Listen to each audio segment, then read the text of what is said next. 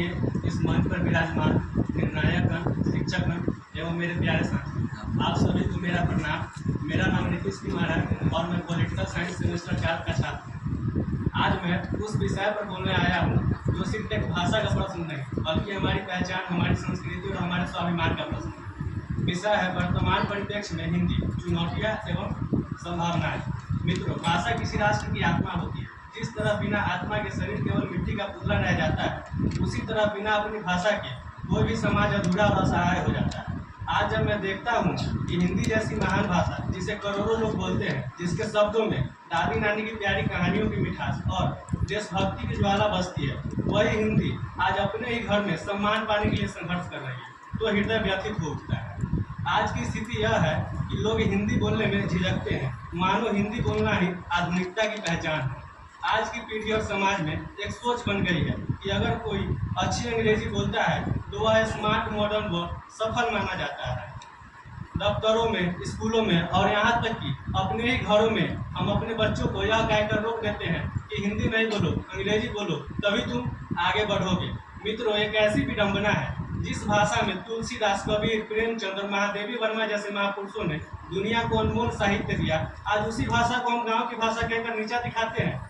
यह स्थिति सचमुच चिंताजनक है। मैं यह बिल्कुल नहीं कह रहा कि अंग्रेजी से हमें साफ दूरी बना लेनी चाहिए, क्योंकि आज की पीढ़ी को अंग्रेजी आना भी जरूरी है, क्योंकि यह वैश्विक संपर्क की भाषा है।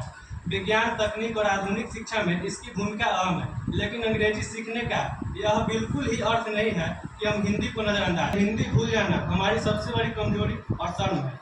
मित्रों, हिंदी केवल भाषा नहीं, यह भावनाओं की अभिव्यक्ति है। रामचरितमानस की यह वह भाषा है जिसमें रामचरितमानस की चौपाइयाँ गूंजती है। यही भाषा हमें भारत को भारत कहने का अधिकार देती है, न इंडिया नहीं। यह वह भाषा है जिसमें वंदे मातरम और सब पड़ोसी की तमन्ना जैसे अमर गीतों ने स्वतंत्रता संग्राम में क्रांति की ज्वाला भड़काई।